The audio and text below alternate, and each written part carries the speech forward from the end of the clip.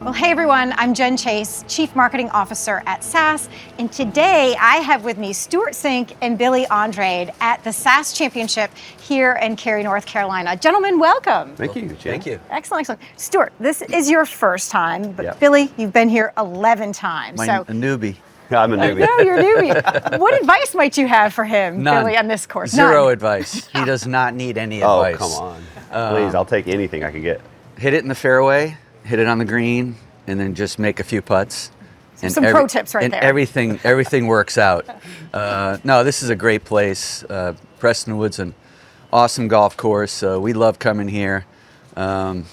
I went to college at Wake Forest down the road, so it brings back great memories being back in North Carolina for me. Excellent, excellent. Now, your first time at SAS Championship, but you said you've played this course before, right? A long time ago, I played here on what was, at that time, the Nike Tour. Now it's called the Korn Ferry Tour. It's like the AAA ball of the PGA Tour, 1996. So it's been a little while. I don't remember very much. But I used to also come here and play a lot in college because I went to Georgia Tech, also in the ACC. Excellent. And so NC State had their tournament right in Cary at another course. So it's an area that I'm somewhat familiar with. It's a great town. Well, let's transition to talk a little bit about golf, because you two have played, I think, over 20 tournaments this year already. And golf is such a mentally taxing sport. What do you do to stay charged and refreshed and productive on each one of those tour stops? What's your secret? Help us. I think the secret sauce for me, and I'm sure I probably speak for Billy too, but it's the fact that we just love it still. And it's in our DNA to compete.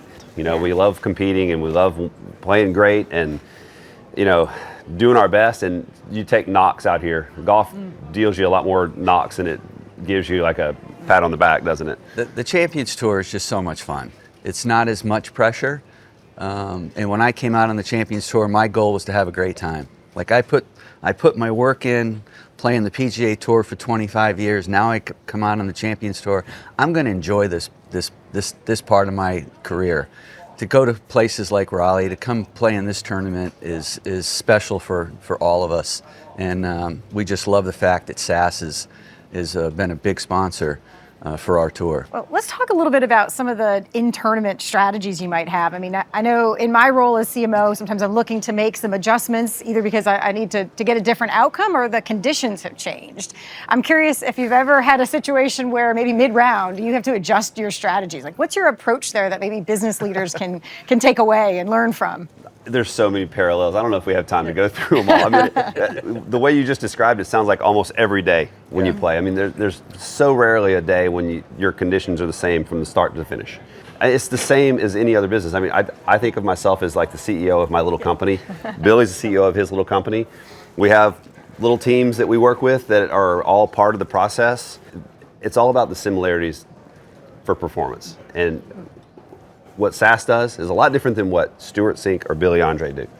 But we still have to maximize and optimize our performance to the best we can. And it's all part of the process. And like Stewart said, every day is a different day. Like today, it's colder, so the ball's not going to go as far.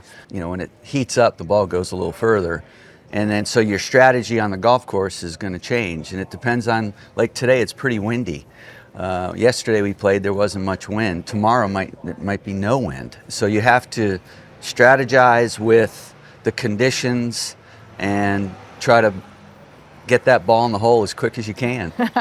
With as few strokes. Stuart, you and I are going to be playing this afternoon, and I'm a little disappointed that my ball's not going to go further today since it's colder. Yeah, you let the cat out of the bag there. I'm sorry for that. I hope you're going to be patient with me. All right, so you talking about being the CEO of your companies. I want to talk about probably one of your most valued employees.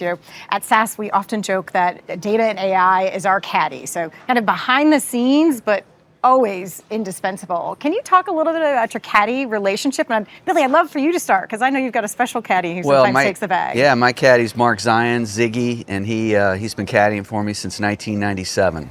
So I think we're one of the longest running caddy player relationships out here. We grew up playing junior golf together.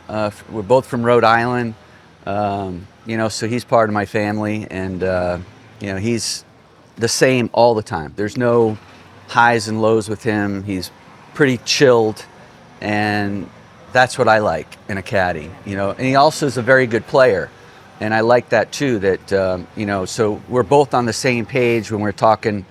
How are we going to strategize on hitting this 5-iron to the first hole with the left pin?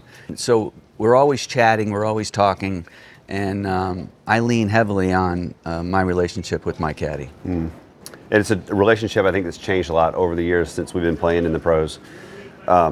Used to be just quite a different relationship between the players and the caddies. The caddies were much more like in the background, and nowadays I think the caddy is a forefront member of the team, and they're included in a lot of the decisions, and I love it. I've always felt like the caddy should be a bigger part, and I've had, not like Billy where he's had Ziggy for so long, I've probably had 5 caddies in my time, but still that's not a lot. Most of the guys have had way more. Yeah. But I did have this special experience with my son caddying for me for 2 years, which is by far my favorite time of my career. That was from 2020 to 22.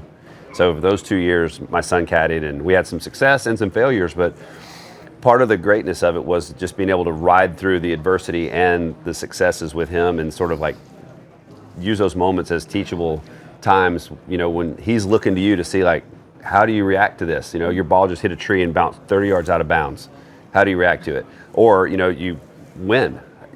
There's all kinds of different reactions, and the relationship you have on the course when it's your son, or whether it's a professional caddy. My wife caddied for me for a year.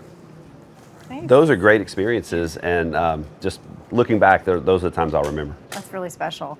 Well, gentlemen, I could stay here all day and talk to you, but I think we've got some golf to play. I really appreciate your insights. I know it's going to be tremendously valuable for those that listen. Thank you. Thank you. Thank you for having us. Thanks.